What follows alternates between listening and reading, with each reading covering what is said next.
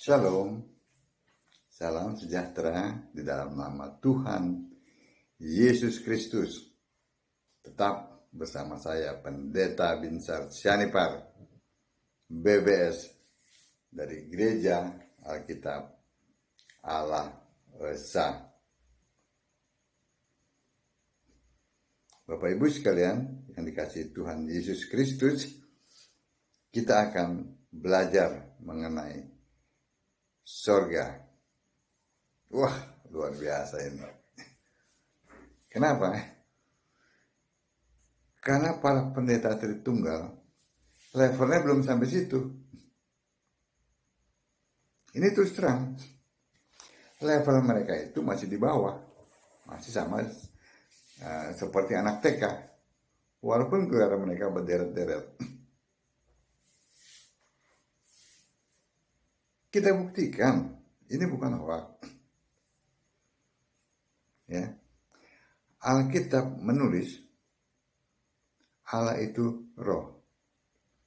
Nah, mereka bilang apa? Allah itu pribadi. Pribadi satu, pribadi dua, pribadi tiga, kayak tentara berbaris. Tetapi satu hakikat. Nggak ada di Alkitab. Bukti bukan bahwa mereka itu anak TK. Tanya sama mereka. Mereka paling ngalas tuh, muter-muter. Allah itu satu. Alkitab yang mengatakan. Mereka katakan apa? 3 pribadi. Allah itu kesatuan. Oh enggak, itu satu. Satu dari mana? 3 yang berbeda menjadi satu. Bukankah itu kesatuan? Anak TK juga lebih pintar. Ya kan? Jadi kalau berbicara sama mereka ya, tentang Allah, pasti muter. Muter-muter itu Bapa, pribadi satu. Pribadi 2 itu anak. Pribadi 3 itu Roh Kudus. Begitu muter-muter. Roh kok dibilang pribadi? Udah itu Allahnya gak punya nama. Allahnya 3 gak punya nama tiga-tiganya. Kita mengatakan Allah itu siapa namanya? Yesus. Kalau mereka nggak ada. Oke? Nah, sekarang kita kembali. Level yang lebih tinggi, yaitu mengenai sorga. Yang saya maksud adalah tahta sorga. Tinggalkan aja mereka. Kita membahas masalah ini.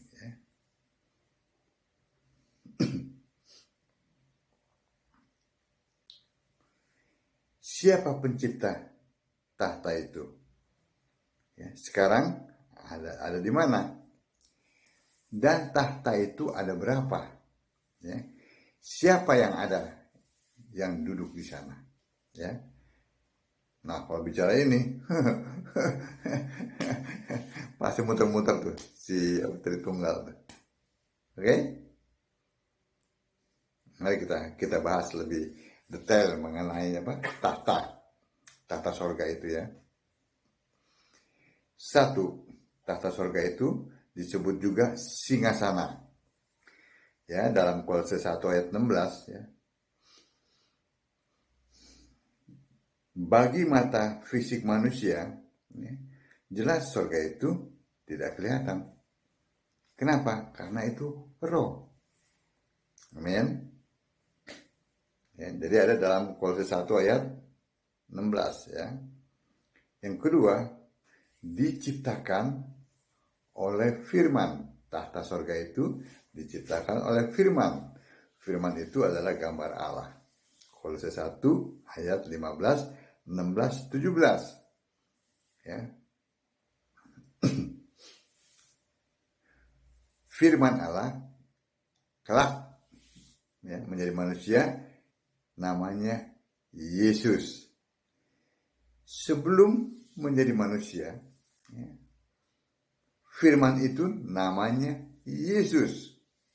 Firman yang adalah Allah, namanya Yesus. Tuh kalau dibilang begitu mereka tuh koplak. Suruh baca aja tuh Paling tidak suruh baca di Yohanes 17 ayat 12, 11, 12 ya. Suruh baca itu. Itu yang kedua. Ya.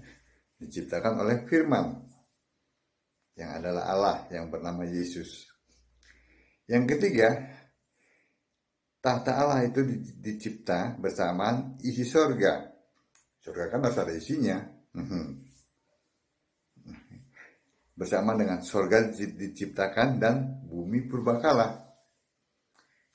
Terdapat dalam Amsal 8 ayat 23-24. Kolose 1 ayat 16. Ya. Jadi tata sorga itu diciptakan ya, bersama isinya, yaitu malaikat, serafim, kerub, ya. Bersamaan juga dengan bumi yang belum berbentuk, bumi purbakala. Itu diciptakan saat itu ya. Dan samudra raya. Lalu ada jeda waktu miliaran tahun dari bumi yang dibentuk belum berbentuk ya, bumi diciptakan belum berbentuk ya, belum beraturan ya, sampai kepada pembentukan bumi menjadi bulat. Nah, itu ada jeda waktu miliaran tahun ya.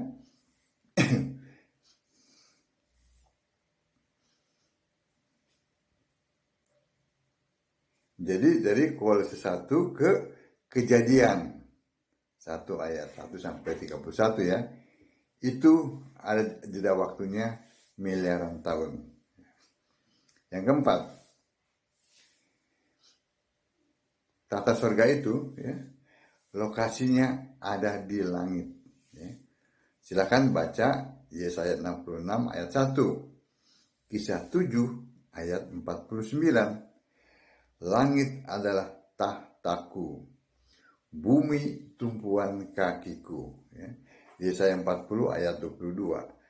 Allah bertahta di atas bulatan bumi. Ya, jelas kan? Ini firman Allah. Bukan Allah bertahta di atas gepengan bumi, enggak. Bulatan bumi. Ya kan? Padahal dulu belum ada pesawat terbang tuh. Belum ada teleskop. Tetapi Alkitab menulis Allah bertahta di atas bulatan bumi. Luar biasa bukan? Firman Allah. Saya nggak ada lawan. Kalau buku tafsir, buku teologi, sampah. Kelak nanti ya, itu akan diturunkan di Yerusalem baru. Dia akan diturunkan ke bumi, itu yang disebut Yerusalem baru. Ya. Wahyu 21 ayat 9 sampai 27. Matius 5 ayat 34. Yesus sendiri berkata, langit adalah tahta Allah. Itu yang keempat ya. Lalu yang kelima, berapa jumlahnya tahta itu? Baca di Wahyu 4 ayat 1. Ternyata tahtanya cuma satu. Maka terdiri sebuah tahta. Tuh, satu. Di dalam Wahyu 22 ayat 3, satu tahta itu disebut tahta Allah dan tahta anak domba. Ya. Banyak orang nih gagal paham di sini. Oh, ada dua tuh, tahta Allah satu, tahta anak domba satu. Jadi ada dua tuh. Kasihan. Pada mulanya adalah firman. Firman bersama-sama dengan Allah. Tuh, ada dua. Baca ayat selanjutnya. Firman adalah Allah. Oh, satu. Karena Allah itu roh. Tuhan itu roh. Allah itu satu. Ya kan? Tahta Allah adalah tahta anak domba.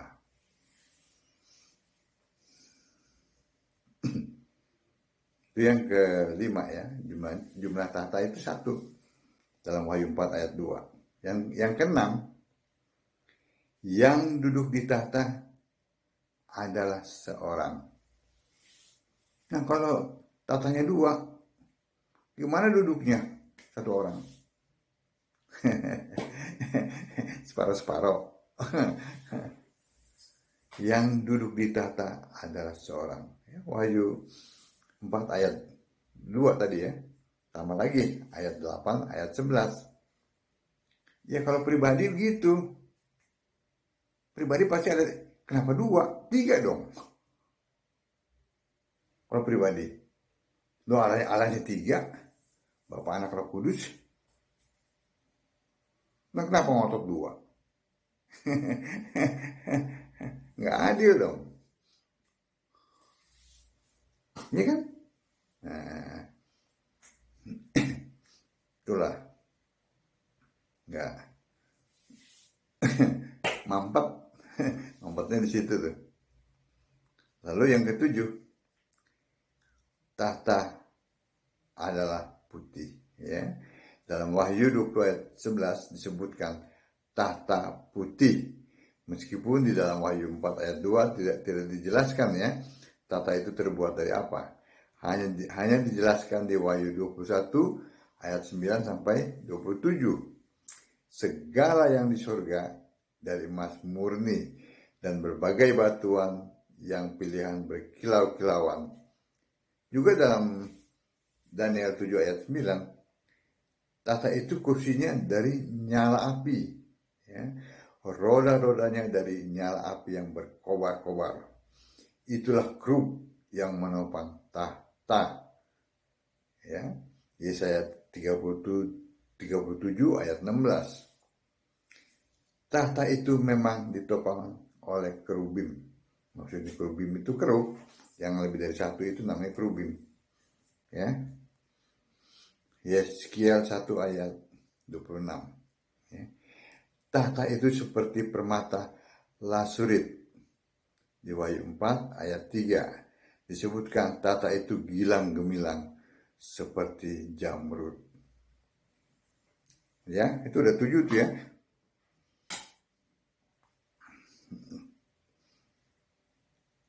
Tadi yang pertama, di tahta itu disebut juga singgasana.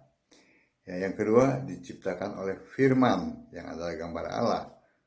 Ya, yang kelak, bukan kelak, ya memang bernama Yesus Allah itu. Ya. Yang ketiga diciptakan bersamaan dengan isi surga ya, antara lain ya, malaikat, itu ya kerub, serafim. Dan yang keempat, lokasi tahta itu di langit. Yang kelima, jumlahnya hanya satu. Ya. Yang keenam, yang duduk di tahta itu adalah seorang. Yang ketujuh, tahta itu adalah putih. Ya. Nah ini penyimpangannya. Penyimpangan dari pemahaman ini oleh para pendeta di luar sana. Katanya tadi itu, tahtanya ada dua. Nggak adil, Allahnya tiga, tahtanya cuma dua. Duduknya pangku-pangkuan, ya kan? Hanya karena gagal memahami Wahyu 3 ayat 21. Ya kan? Yesus duduk bersama Bapakku di tahtanya. Lalu diimani Yesus duduk pangku-pangkuan sama Bapaknya. Ngapain pangku-pangkuan? Namanya kurang kerjaan.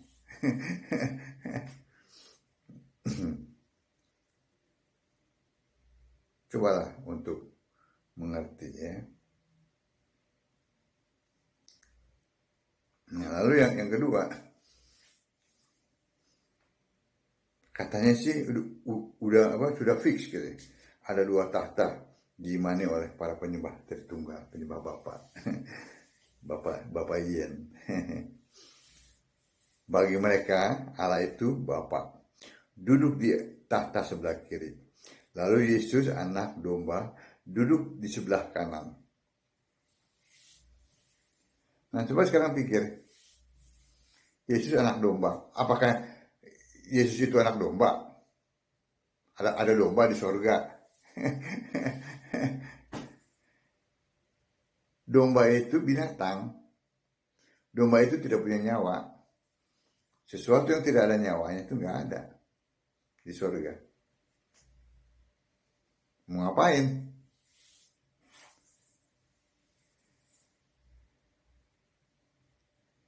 Maksudnya, binatang itu tidak mempunyai roh. Itu maaf ya. Itu yang saya maksud. Binatang itu tidak mempunyai roh. Domba yang sesungguhnya itu tidak mempunyai roh. Untuk apa di sorga?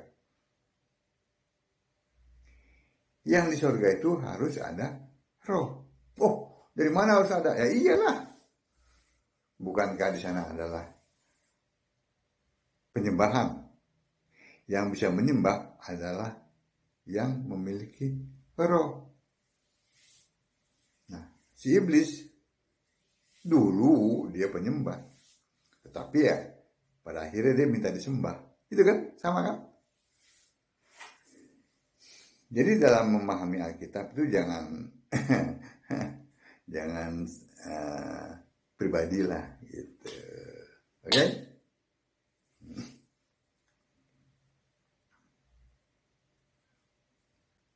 Jadi kembali lagi, penyimpangannya ya, adalah memahami tahta itu ada dua. Satu untuk Bapa, satu untuk Yesus. Roh Kudusnya muter-muter, nggak punya tahta. Ini Roh Kudus pribadi ya, bukan Roh Kudus Allah ya. Yang ada di Alkitab bukan. Ini kan pemahaman mereka nih. Roh Kudusnya kan pribadi. Udah jelas roh itu dibilang pribadi lagi. Kalau Yesus itu Roh Kudus, apakah Yesus turun ke atas Yesus? Itu pendeta itu tuh. Koklak. Waktu dia memahami tentang baptisan, Yesus dibaptis. Pendeta kayak gitu. Amin. Ternyata tahta itu satu. Yang duduk adalah seorang. Berarti satu. Ya. Seorang itu bukan orang. Tetapi Allah berbicara kepada manusia dengan bahasa manusia yang bisa dimengerti oleh manusia. Nah itu. Amin. Kiranya apa yang saya sampaikan ini dapat terus memotivasi Bapak Ibu untuk baca Alkitab. Sembahlah Yesus sebagai satu-satunya Allah yang benar. Shalom.